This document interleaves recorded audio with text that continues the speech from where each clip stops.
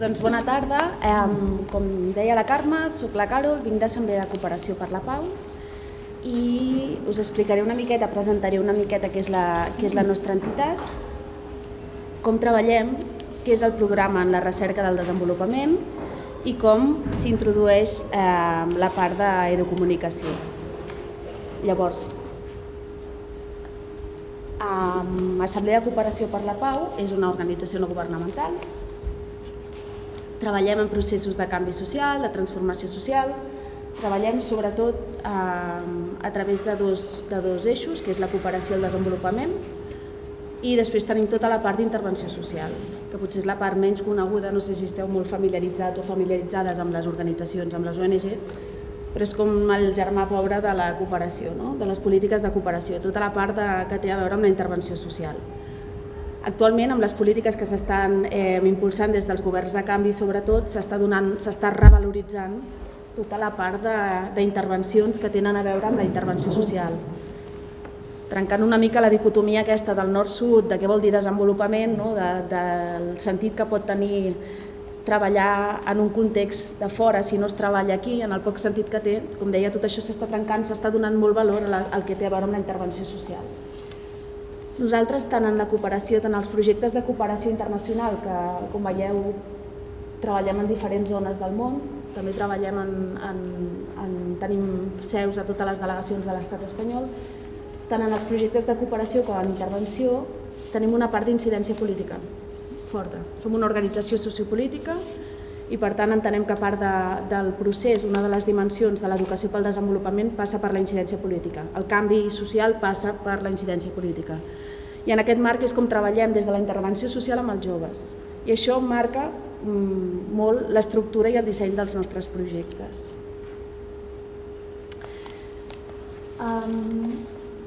Treballem, com qualsevol projecte, comencem treballant en un projecte, en una fase d'identificació, on tenim molt en compte el context i els col·lectius i les necessitats que hi ha, que tenen. Treballem a través de l'educació pel desenvolupament o de l'educació per la justícia global.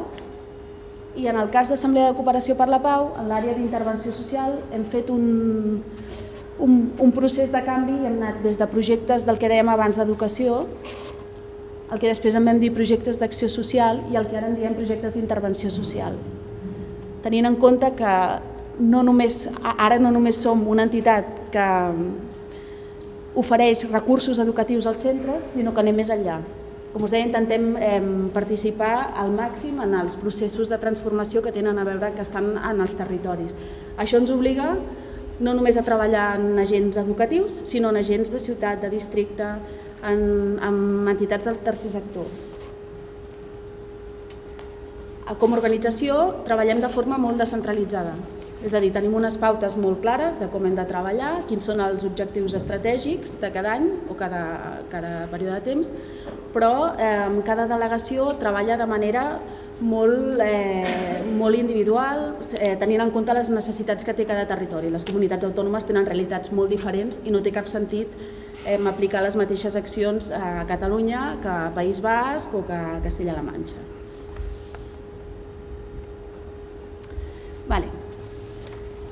Entrem a la intervenció social i d'aquí ja ho lligaré a la comunicació i al projecte de la recerca del desenvolupament. Quin és el nostre punt de partida? Des de fa 25 anys treballem des del centre educatiu. Però ara més que mai el centre educatiu és el punt neuràlgic des del qual projectem els joves i les joves, perquè treballem sobretot amb alumnat de secundària, cap al territori. L'objectiu dels projectes és que els joves i les joves se sentin arrelats, se sentin identificats amb el territori del qual formen part, tinguin voluntat i ganes de millora i això els faci ser agents de canvi social i de transformació. Us deia, treballem amb alumnat d'ESO, de batxillerat, sobretot, i amb els diferents agents del territori, des dels ajuntaments, les diputacions, govern estatal, govern d'aquí, etc., autonòmics. El projecte, el programa que presento és en la recerca del desenvolupament.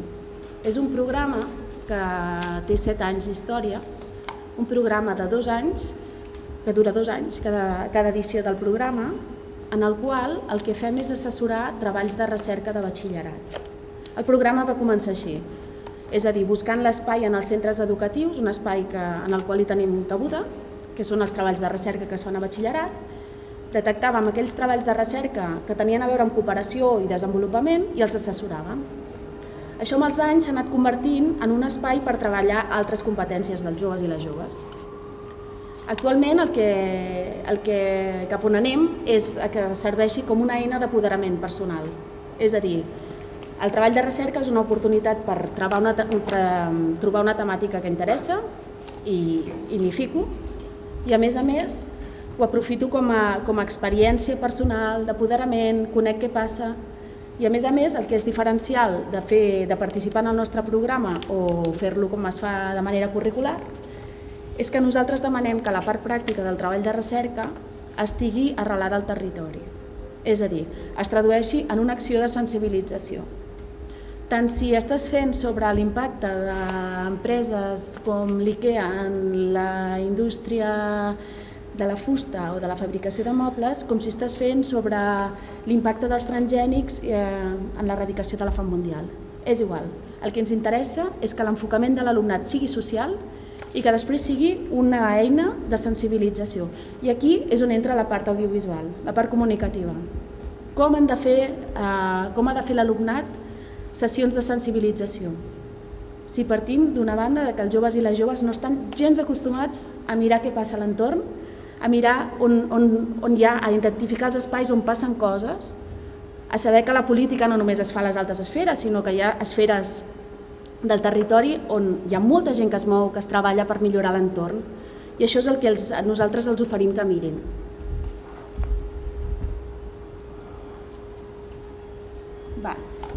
En la 5a edició del projecte, que es deia Fent visible la transformació, m'he oblidat de dir que és un projecte que portem amb l'Escola Lliure al Sol, que no sé si coneixeu, és una escola de formació en educació en el lleure, de manera que treballem tant l'educació formal com l'educació no formal.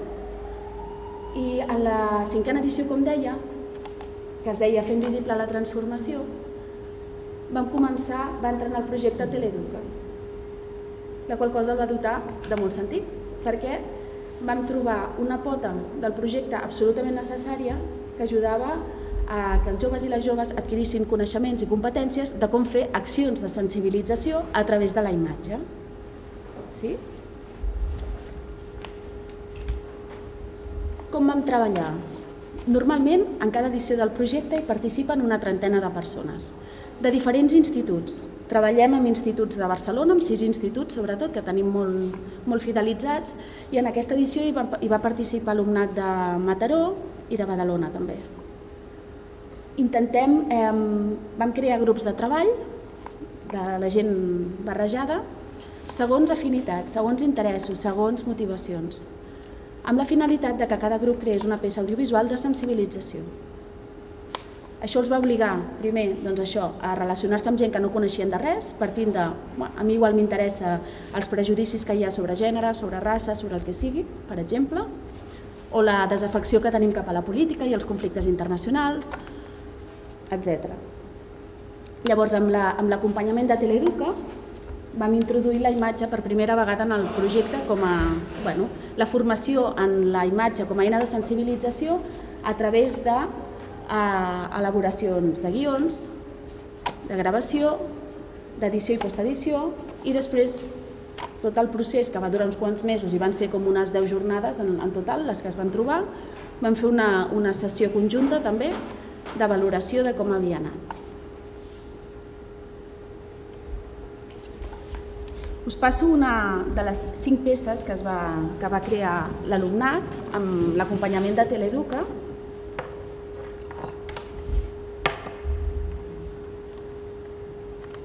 Que és una peça sobre immigració i pobresa.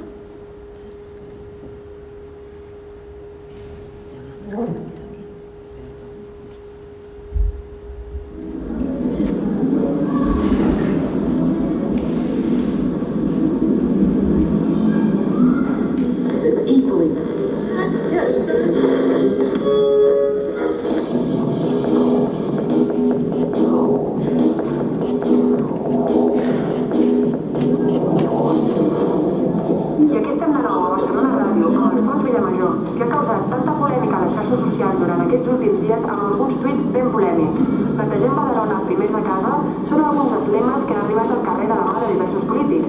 Nosaltres volem conèixer la seva opinió al respecte. Hola, bon dia. Perdona, que favor no està al carrer Montserrat? Els eixos més importants de la seva campanya. Vostè diu que el principal problema de Barcelona és la immigració? Doncs miri, és trist, però és que és així. A part d'esmentar el més evident de que la majoria són delinqüents i ens roben el treball, a sobre no tenen un mínim d'honradesa i no els importa res.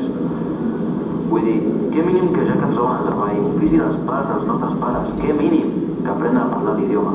No entenen el català i no parlen el català i mai parlen el català. Viuen, mengen, dormen amb nosaltres, cosa en cosa. I és que a sobre no vull parlar de la inseguretat que ens causa. Un ja no pot sortir al carrer per por que es trobi algun immigrant perdut por ahí que et vol robar la cartera per xutar-se. Que vagin a l'escola i que aprenguin a parlar. Collons. És que algú ho havia de dir i amb els meus tuits, doncs, se sent perquè és el que hi ha, no m'entens.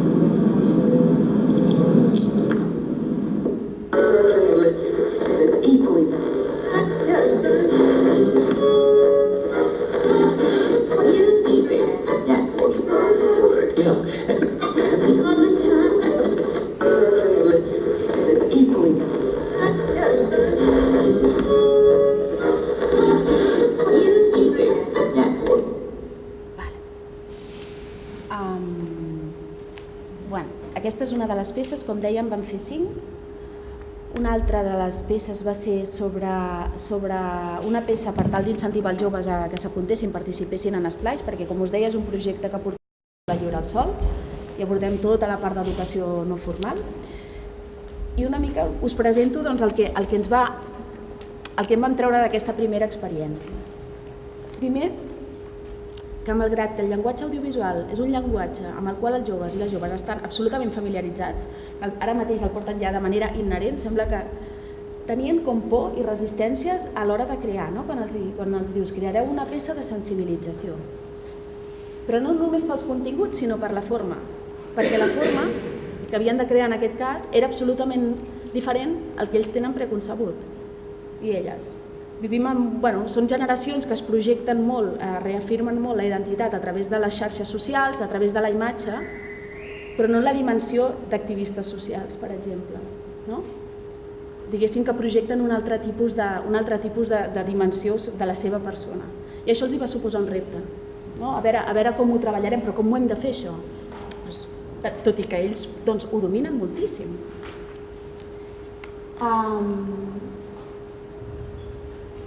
A nosaltres, com a entitat, ens vam reafirmar la idea de que efectivament les eines audiovisuals són molt bones per portar a terme accions de sensibilització. Com us deia, la part pràctica, nosaltres demanem que la part pràctica del treball de recerca es tradueixi en una acció de servei, de sensibilització. Es pot fer a través d'una exposició, d'una xerrada, però també es pot incorporar, o s'incorpora gairebé sempre, o una gravació, una entrevista gravada, una sessió fotogràfica, una composició fotogràfica. Després el que hem vist és que també les eines que ja s'han anat creant les podem aprofitar en edicions futures del projecte. I això vol dir que cada vegada que anem a un centre a presentar l'edició del projecte, que ho presentem amb l'alumnat, nosaltres passem les peces. I com que són recursos audiovisuals, aquell alumnat que té menys competències, diguéssim, que està acostumat a la immediatesa, que no és capaç de mantenir gaire estona l'atenció, quan passem aquestes eines que a més han estat fetes per iguals, diguéssim que capten molt bé la seva atenció. Per tant, el missatge va molt en horitzontal i ens sembla que és molt, molt apropiat. I després que el resultat final és molt fàcil de difondre. És molt més fàcil difondre a través de la xarxa que haver d'anar a difondre'l físicament, que al final és el que busquem, que es moguin. Però és un primer pas perquè arribin als espais dels territoris on passen coses, com us deia abans.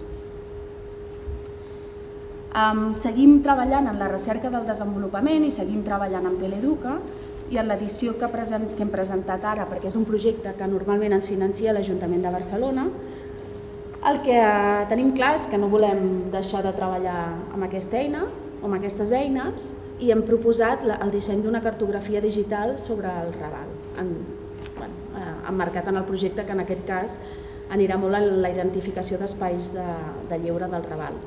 I farem un altre tipus d'eina i veurem a veure com funciona la difusió, però en tot cas que hi volem seguir treballant. I ja per acabar, us passaré un altre vídeo, és un pèl més llarg, és perquè veieu tot el making of de quan es van fer les 5 peces audiovisuals, que recull una mica tant l'experiència de l'alumnat que va passar aquells 2 anys pel programa, com l'experiència de crear aquestes peces. Perquè està baixat.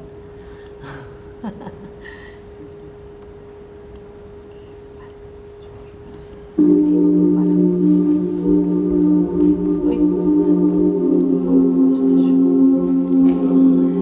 Deu ser l'Àlex, que deu haver acabat d'entrenar abans.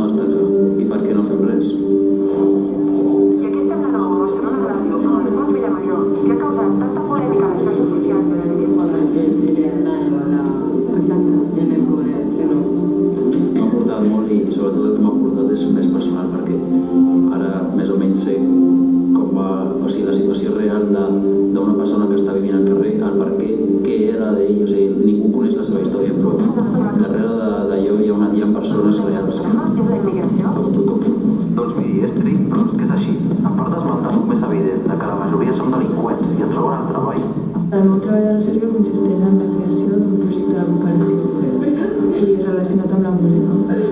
Existe el violación de los derechos constitucionales del ciudadano español. Sobretot reflexions. Sí, a part de fer el vídeo, doncs, també hem reflexionat i sobre coses que potser no, en un ambient normal no reflexionem. Como una especie de concienciación más profunda. O sea, me ayuda a realmente concienciarme sobre este tema, que ya lo estaba, pero no lo había como profundizado suficiente. Los equipos de rescate que trabajan en el Rana Plaza. El treball de recerca va sobre el fotoperiodisme de guerra i com utilitzar la imatge com a via de sensibilització per la societat. L'educació ha sigut una gran oportunitat, ja que com el meu treball de recerca anava sobre la imatge, ha sigut un plus molt gran poder afegir un mitjà audiovisual al meu treball de recerca per poder així també utilitzar-lo com a base del meu treball i afegir-ho i fer que la imatge també serveix per conscienciar la societat i no només per ensenyar coses fees, no sé. El meu treball de recerca consisteix en la influència que tenen les xarxes socials envers els adolescents entre els 16 i 18 anys a l'hora de la primera votació. Estic fent un treball de recerca sobre el tràfic de diamants. El meu treball de recerca va una mica sobre com l'escoltisme pot ajudar com una eina de formació personal sobre les persones, sobretot a la infància i l'adolescència, que és quan es fa els agrupaments d'escolta. Esto como se entonces ya va a ser de referencia seguro que es por aquí. A part de portar-me ajuda amb el meu treball, doncs perquè m'han donat contactes amb els que he pogut treballar i fer entrevistes per aprofundir més en el meu treball. M'ha donat l'oportunitat de treballar amb gent que fa treballs de recerca de temes relacionats amb el meu i l'oportunitat de conèixer-los i treballar amb ells en un projecte com aquest doncs, ha sigut divertit. El meu treball de recerca va dels factors que contribueixen a l'homofòbia en la nostra societat. Recomanaria molt i sí que ho repetiria perquè és una experiència bastant divertida i única. A nivell personal, doncs, fent entrevistes a persones i tal, doncs, m'he donat compte de moltes coses. Tot el que hem fet durant el vídeo, les amistats que hem conegut noves i el fet dels conceptes que hem anat aprenent al llarg del vídeo i com realitzar-ho també. El meu treball de recerca va sobre els factors que afavoreixen l'homofòbia.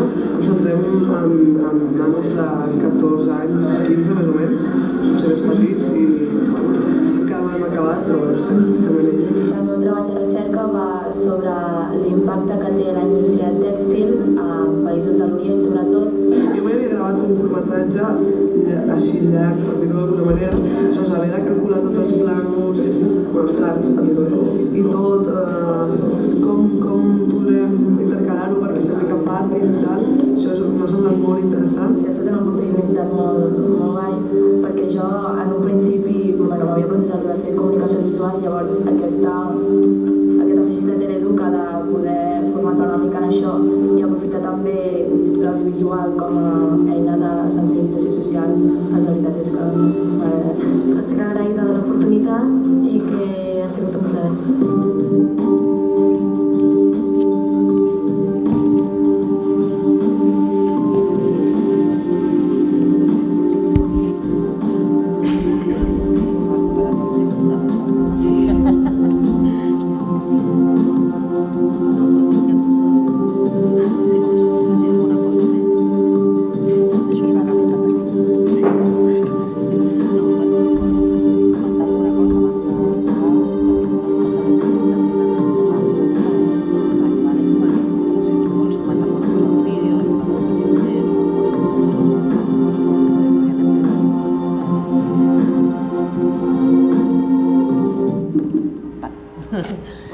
Doncs, veieu, és una mica llarg el vídeo, però pensem que recull molt bé el que us he estat explicant, l'experiència que ha representat pels joves que han participat en el projecte, la formació complementària